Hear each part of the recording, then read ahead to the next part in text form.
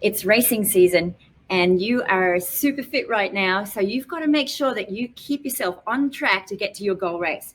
We've got 7 mistakes that are very common that runners can make right at this time. Yeah, when people first start running, they really don't understand the basics of running, and that's really what we try to teach people in the in training running school. And today we're going to talk about some of those mistakes that people make because people actually keep doing those mistakes over and over. Yeah, we're Steve and Margot from In Training Running Centre. We help you train and manage your programs so that you avoid injury, stay on the road, have the right footwear, and just be able to keep running. Keep enjoying running. Yeah, that's true. Okay, so the first common running mistake I think that people make is really running too fast, running their long runs too fast, running their recovery runs too fast. And in their minds, what they're trying to do is they think, well, I want to run, say, 5-minute Ks for a half marathon. And so I'm going to do all my training as much as I can at that pace. And that really is a recipe for disaster. Yeah, and it becomes even more important as you get closer to the race and you've got a lot larger load of training to do, that you don't recover as well, but you're also a lot fitter. So it feels like you can get out there and you can do and you can do those runs at those paces. Yeah, what I say to people is the fastest you can run in training is always more than you should run, because training just breaks your body down. You don't actually get fitter from training. You get fitter when you recover from training. So if you're not recovering from training because you're doing everything at too high intensity, then you really don't get a very good training effect, and you're going to get sick and you're going to get injured. So it's really important that you actually control the pace of all of your runs. And for long runs, we suggest it's 40 to 60 seconds slower per kilometer than what your marathon or half marathon pace should be. Yeah, I have to say, Steve, that at the beginning of our runner school program this year, we were telling our runners that, and they just couldn't believe it. And they say, I can't run that slowly. And it really is hard when you're used to running faster all the time to actually pull yourself back and run slower. And at the beginning of the season, it doesn't really matter as much when you're just doing the shorter runs. But as you get into the thick of the season and you have got that high mileage, you've got to be able to start to slow it up. Yeah, and it's all about progression through the season, because early in the season, everything's pretty easy and short, and you might not have much fitness, but it's actually easier because you're not putting much load on yourself. But as you get sort of through the season, in order to be able to do the higher mileage and the longer long runs, you really have to make sure that you control your effort. All right, the second common mistake that is made is lack of speed work. And Stevie, when you wrote this article, which if you get our e-newsletters, the Love to Run e-newsletters, you'll see Steve's article have come out. You called it the mono-paced runner. Just explain that. Yeah, I mean, there's some people that everything is done at the same pace, and then they turn up to a race and that's at the same pace too. It doesn't matter if it's a 5K race or a half marathon, they're running at the same pace for both of those because they're only running in this sort of little narrow window. They don't have the strength and ability to sort of run outside of that window. And so that's really difficult for people because they just can't run faster. They try to run faster, they just can't do it. And it's because they're running everything at the same pace. And by adding speed sessions in where you're running at 5K pace and faster than 5K pace for smaller segments like kilometer repetitions, that really will break you out of that mono-paced running. Mm. And our in-training coaches, where we have groups all around Brisbane, have been with us for such a long time. They really understand and know how to explain that to you at the session. So they really are fantastic sessions to get to. Yeah, and this is similar to the first one because people can run their speed work too fast as well. So they turn up to their speed sessions and try to run as fast as they can, and that's always more than they should. So you really have to hit your target times that are set in the speed sessions. Mm. It's almost maybe twice a year that we would run at 100% at a speed session in a time trial or a power session. So it's not something you need to do very often. The third common running mistake is to run more and more. And Stevie, this is such an easy one to do as you get run fit. Yeah, and even experienced runners, they make this mistake all the time. And people that I see in the clinic that have come in with injuries, people that I've started doing a training program for, almost every single time I have to tell them to cut back on the mileage they're doing. they're just trying to jam in as much mileage as they can. It compromises the whole training plan and compromises their ability to improve because they're just doing too much. But Stevie, it feels so good when you're feeling fit. True. It really feels great. You just and that the running bug hits big time. Yeah, and look, it's hard for you to get your head around the fact that more training will actually make you slower. And I have people that I've been coaching for years now. I was talking to one on Tuesday night at Speedwork, and he just mentioned that people are in his ear saying he should train more and do more sessions and more mileage. And he's saying, well, I've had these 3 years of constant personal bests. He's going to try to break 3 hours now for the marathon after originally 3 hours 45 was his goal.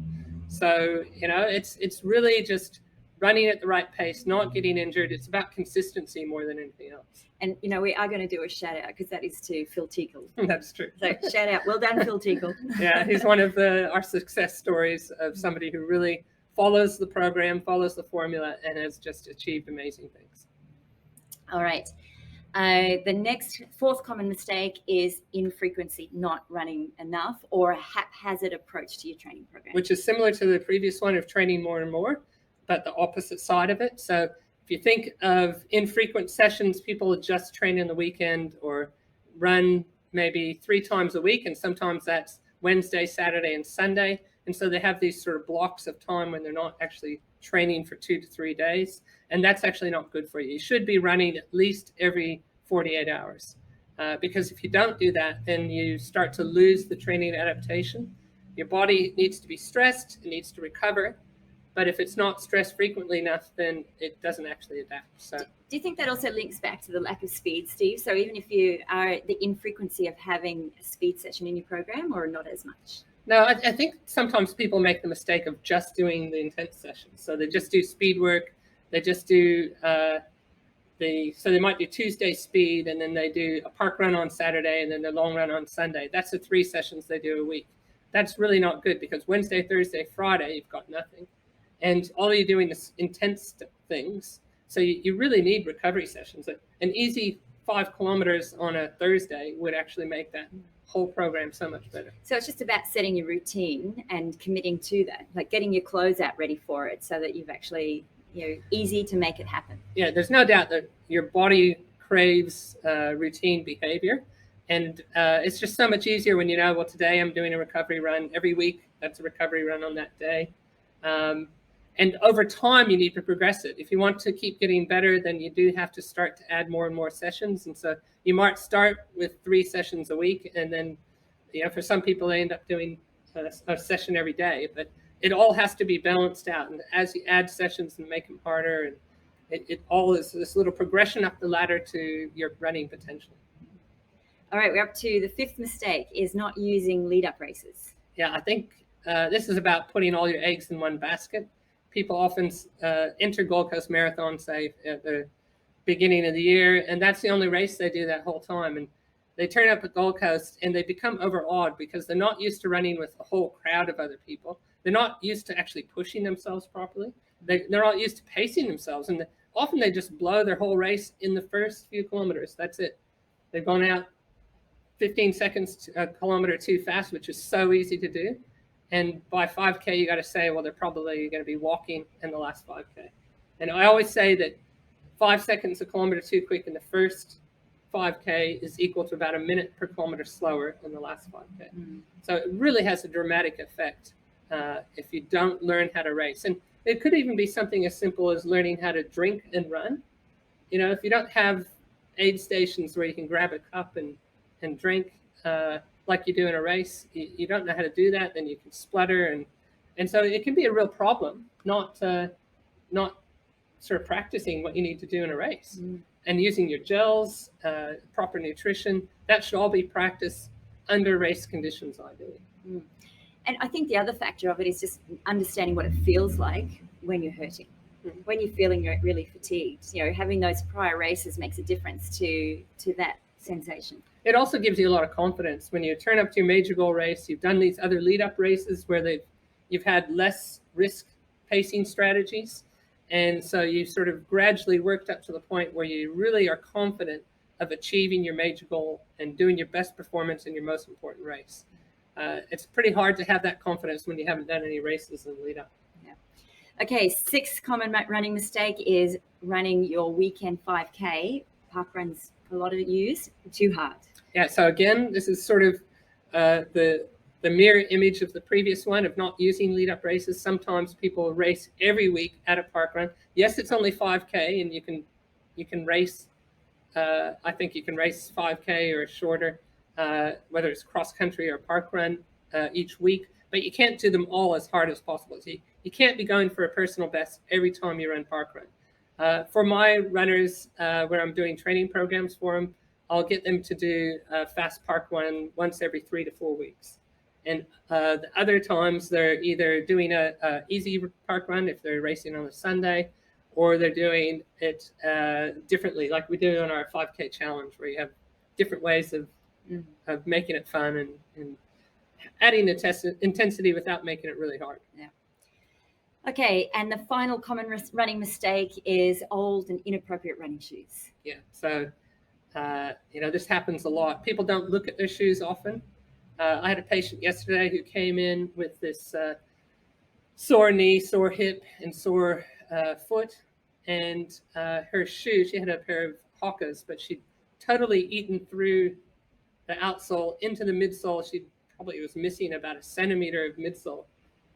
Didn't actually realize it, and that really was probably the cause of her problems.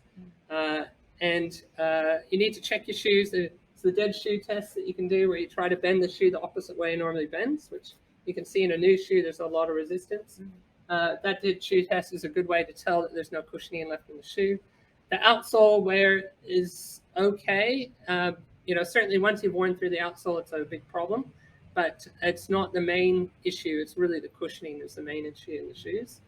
And then people have the wrong shoes as well. So they've got a shoe because their friends really liked it, or they saw a pretty picture of it, or they like the color of it. So it's really important that you come to somewhere like In Training Running Center and try on the shoes. Actually, we have a little runway in the shop that you can try the shoes on and run and see how they feel. And you can try 1 foot of one foot of the other. And that's really the best way of making sure you're picking the best shoe. Your feet should be making that decision, not your friends. Well, not your brain, I was thinking. It's your feet that need to say, well, this is the best shoe. And the best way of doing that is to run on a hard surface. Treadmills actually throw your running style out. So we do have a treadmill in the shop for barefoot assessments. But really, you need to run like you would normally run to tell whether the shoe's going to work or not. So in summary, Stevie, let's just flip this from the 7 training mistakes. Let's see how speedily you can do this. Not speedily, Under but pressure. yeah.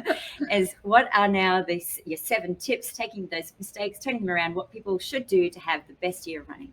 So we've got number 1, running mileage at the pace they should be doing, which is 40 to 60 seconds slower than what your goal pace is. Doing regular speed work, so each week having 1 or 2 speed sessions that you're doing.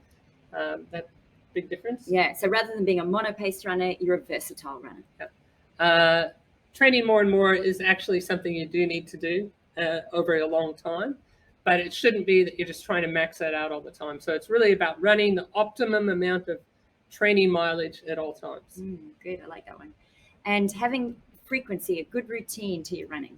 Yeah, I think 4 times a week should be a minimum for most. 3 times a week. I would say. Well, if you've got a new runner who's that's different. I think once you get to 5K, you can do 5K easily.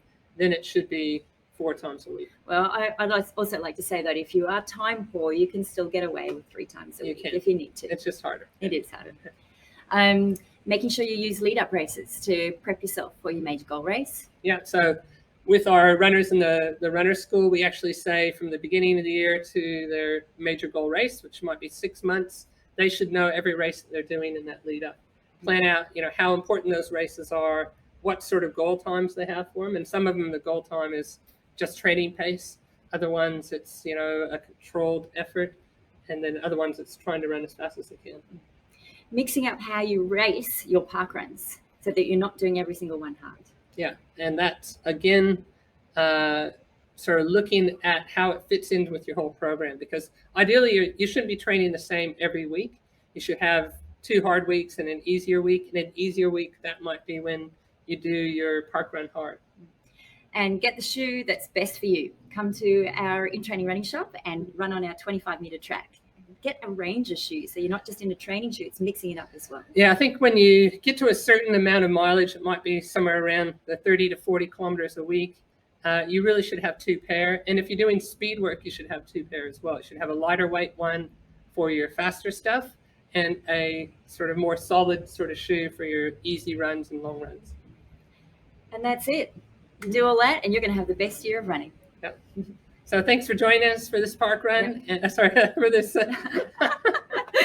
run talk, and we'll be at park run too. Yeah, but if you have any questions, make sure you post below. And secondly, if you aren't receiving our Love to Run e-newsletters, email us at run@intraining.com.au and find out how you can actually get into our email list, because this is an article that Steve has written, and we've got a couple more that Doug, our physio and podiatrist, has written, and it's just such a good way to get tips for your year. All right, we love running.